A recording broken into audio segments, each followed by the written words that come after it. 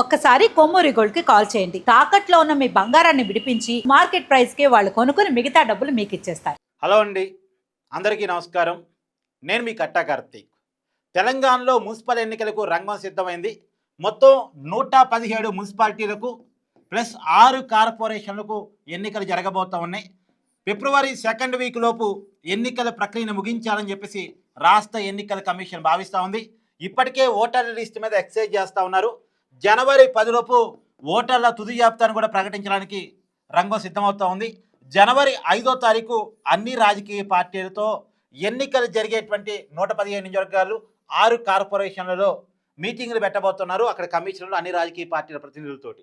కాబట్టి ఎన్నికల ప్రక్రియకి రంగం సిద్ధమైంది. సంక్రాంతి తర్వాత ఏ రోజైనా నోటిఫికేషన్ రావడానికి అవకాశం ఉంది. నోటిఫికేషన్ వచ్చాక నామినేషన్లు ఉంటాయి. నామినేషన్ల ఉపసంహరణ ఉంటుంది, పరిశీలన ఉంటుంది. తర్వాత ఇవన్నీ ప్రచారం, పోలింగ్ అయితే ఫిబ్రవరిలో ఉండేటువంటి అవకాశం ఉంది. ఫిబ్రవరి 2nd వీక్లో పోలింగ్ ఉండేటువంటి అవకాశం ఉంది. సో 117 మున్సిపాలిటీలు 6 కార్పొరేషన్లకు ఎన్నిక జరిగేటువంటి అవకాశం ఉంది. అయితే జిహెచ్ఎంసీలో కలిసినటువంటి మున్సిపాలిటీలు కార్పొరేషన్లు ఏవైతే ఉన్నాయో వాటికి ఎన్నికలు ఉండవు. జిహెచ్ఎంసీ ఎన్నికలు మే ఆర్ జూన్లో ఉండేటువంటి అవకాశం ఉంది.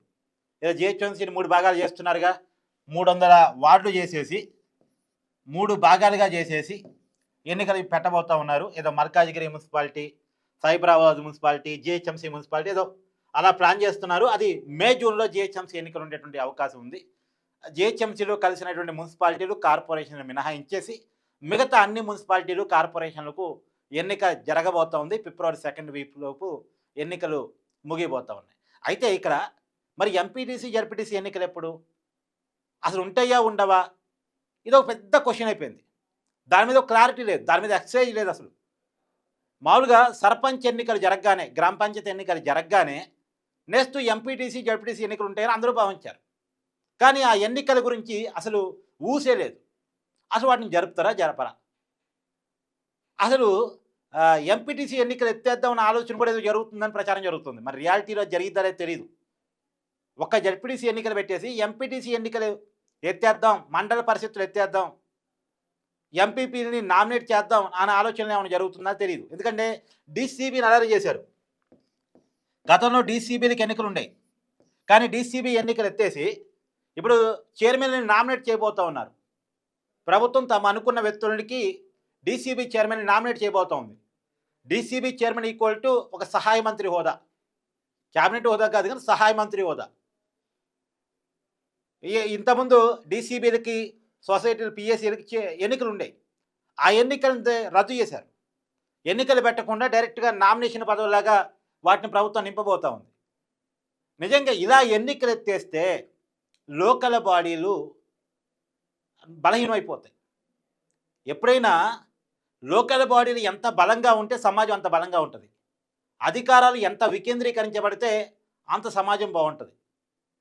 గ్రామ పంచాయతీ ఎన్నికలు పెట్టడానికి కూడా కోర్టు డైరెక్షన్ ఇవ్వాల్సి వచ్చింది. కోర్టు మొట్టికాయలు వేయాల్సి వచ్చింది. 15th కమిషన్ డబ్బులు పోతున్నాయి అని అప్పుడు గ్రామ పంచాయతీ ఎన్నికలు తప్పదు కాబట్టి పెట్టాల్సి వచ్చింది. ఈ ప్రభుత్వాలు ఎందుకు ఎన్నికలు పెట్టడానికి భయపడుతున్నాయో అర్థం కావట్లేదు. అంటే వాళ్ళు ఎమ్మెల్యే పదవులు, ఎంపీ పదవులు, ఎమ్మెల్సీ పదవులు, ముఖ్యమంత్రి పదవులు, వాళ్ళ పదవులు వాళ్ళకి ఇంపార్టెంట్. మరి కింద వాళ్ళు ఎదగొద్దా? నాయకత్వం ఎక్కడి నుంచి రావాలి? గ్రామాల నుంచి రావాలి, గ్రౌండ్ నుంచి రావాలి. గ్రౌండ్ నుంచి రావాలంటే ఎన్నికలు కింది స్థాయిలో జరగాలి కదా. వాళ్ళకి నాయకత్వ బాధ్యతలు గ్రామానికి, వాళ్ళకి అక్కడి నుంచే నాయకత్వం రావాలి. ఇప్పుడు రేవంత్ రెడ్డి గారు ఉన్నారు, తెలంగాణ ముఖ్యమంత్రి. ఆయన ఎక్కడి నుంచి వచ్చారు? జడ్పీటీసీ నుంచి వచ్చారు. మరి జడ్పీటీసీ ఎన్నికలు పెట్టడానికి ఎందుకు? ఆయన ఒక జడ్పీటీసీ ఒకప్పుడు.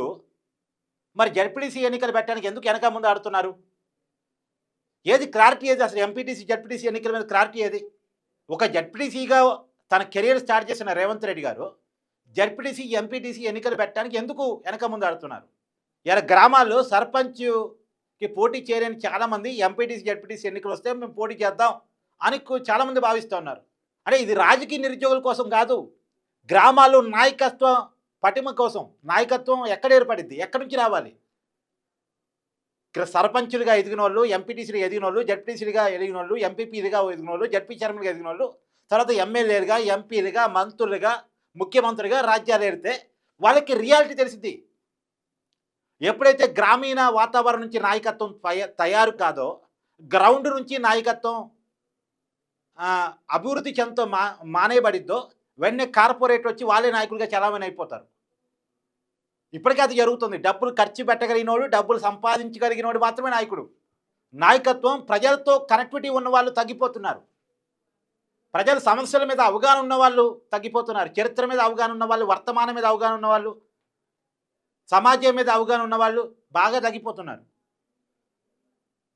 ఒకప్పుడు గ్రామాల నుంచి నాయకత్వం వచ్చేది, యూనివర్సిటీల నుంచి నాయకత్వం వచ్చేది, విద్యార్థుల నుంచి నాయకత్వం వచ్చేది, విద్యార్థి ఉద్యమాలు బలంగా ఉన్నప్పుడు. ఇప్పుడు ఒకవైపు ప్రభుత్వ విద్యా సంస్థలు కనుమరుగైపోయినాయి, ప్రభుత్వ విద్యా సంస్థలు బలహీనమైపోయినాయి, యూనివర్సిటీలు బలహీనమైపోయినాయి, విద్యార్థి ఉద్యమాలు బలహీనమైపోయినాయి. అక్కడి నుంచి నాయకత్వం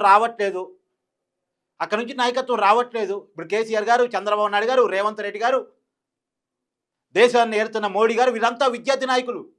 అద్వానీ గారు, వాజ్పేయి గారు, చనిపోయినటువంటి సీతారాం యేచూరి గారు, దేశంలో కీలక నాయకులుగా ఎదిగిన చాలామంది విద్యార్థి ఉద్యమాల నుంచి, యూనివర్సిటీ నుంచి ఎదిగిన వాళ్ళు. అప్పుడు ఆ విద్యార్థి ఎన్నికలు ఎప్పుడైతే పోయాయో, క్రమంగా ప్రభుత్వ విద్యారంగాన్ని ఎప్పుడైతే చంపడం స్టార్ట్ చేశారో, విద్యార్థి దేశం నుంచి, విద్యార్థి ఉద్యమాల నుంచి వచ్చే నాయకులు దాదాపుగా అయిపోయింది, ఖతం అయిపోయింది. కదా ప్రభుత్వ విద్యారంగమే పోయింది. అసలు విద్యారంగం అంటే మార్కులు, ర్యాంకులు, ప్రైవేట్ చదువులు, ఇవే ఇక్కడికే పోయింది. నాయకత్వం అక్కడి నుంచి రావడం ఆగిపోయింది. ఇవాళ మేము చైతన్యంగా మాట్లాడుతున్నాం అంటే విద్యార్థి ఉద్యమాల్లో పనిచేయటం వల్ల ఏ విషయాన్నైనా గట్టిగా మాట్లాడగలుగుతున్నాం. విద్యార్థి ఉద్యమాల్లో నుంచి వచ్చిన వాళ్ళకి ఆ పవర్ ఉంటుంది, ఆ గొంతు ఉంటుంది, ఆ సబ్జెక్ట్ ఉంటుంది. కానీ ఇప్పుడు అది లేదు. ఇక చివరికి గ్రామాల నుంచి వచ్చే నాయకత్వాన్ని కూడా చంపేస్తారా వీళ్ళు? ఎంపీటీసీ, జడ్పీటీసీ ఎన్నికలు మానేయటం ద్వారా గ్రామ స్వరాజ్యాన్ని దెబ్బతీస్తారా? నిన్న అసెంబ్లీలో చర్చ జరిగింది. ఉపాధి హామీ పథకానికి మహాత్మా గాంధీ గారి పేరు తీసేస్తున్నారు అని చెప్పేసి కాంగ్రెస్ వాళ్ళు తెగ బాధపడిపోయారు. సరే, వాళ్ళ బాధలో అర్థం ఉంది ఆ పేరు తీసేయటం మీద. కానీ ఆయన ఆలోచన తీసేస్తున్నారు కదా ఇక్కడ కాంగ్రెస్ ప్రభుత్వం.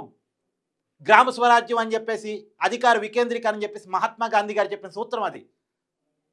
గ్రామాలు ఎప్పుడైతే బలంగా ఉంటుందో, గ్రామీణ నాయకత్వం ఎప్పుడైతే బలంగా ఉంటుందో, స్థానిక నాయకత్వం ఎప్పుడైతే బలంగా ఉంటుందో, అప్పుడే అనుకున్న ఫలితాలు సాధించబడతాయి.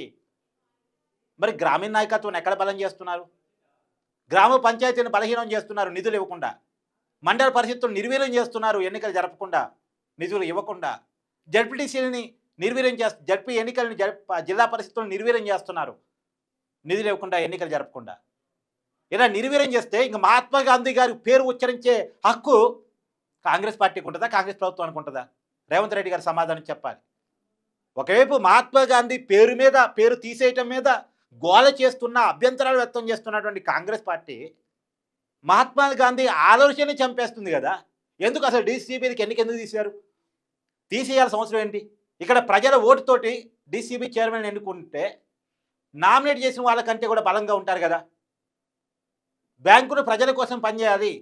ఈ సొసైటీలు వల్ల, సొసైటీలతో అనుబంధంగా ఉండేటువంటి బ్యాంకులు ఇవి, రైతులకు ఉపయోగపడే బ్యాంకులు. రైతులతో కనెక్టివిటీ ఉండేవాళ్ళు నాయకులుగా ఎదగాలంటే వాళ్ళ ఓటుతో ఎన్నుకోబడాలి.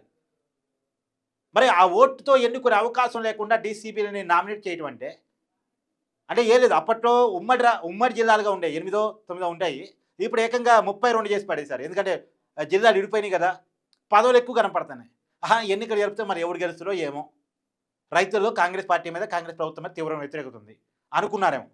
నిజంగా రుణమాఫీ విషయంలో, రైతు భరోసా విషయంలో వ్యతిరేకత కనపడుతుంది కదా. మన వాళ్ళు గెలవాలి, మళ్ళీ ఎందుకు వచ్చిన వాళ్ళ ఎన్నికలు జరపాలి, ఖర్చు, డబ్బులు ఇవన్నీ ఎందుకు అనుకున్నారేమో. మొత్తంగా నామినేట్ చేసి పడేస్తున్నారు. ఈ నామినేట్ అనేటువంటి పదం ఎందుకు అసలు? ఈ నామినేట్ అనేటువంటిది ఎందుకు వస్తుంది అసలు? ప్రజలు ఓటుతో ఎన్నుకునే అవకాశాన్ని రద్దు చేసి నామినేట్ చేయటం ఏంటి? రైతులు కదా డీసీబీలో ఓటేసేది. అంటే రైతులను అవమానించదలుచుకున్నారా? రైతుల ఓటును తీసేదలుచుకున్నారా ఇక్కడ? సరే, ఎనీవే మనం అసలు సబ్జెక్టులోకి వచ్చినప్పుడు మున్సిపల్ ఎన్నికలు మాత్రం జరగబోతూ ఉన్నాయి. 117 మున్సిపాలిటీలో 6 కార్పొరేషన్స్లో ఫిబ్రవరి 2nd వీక్లో ఎన్నిక జరిగేటువంటి అవకాశం ఉంది.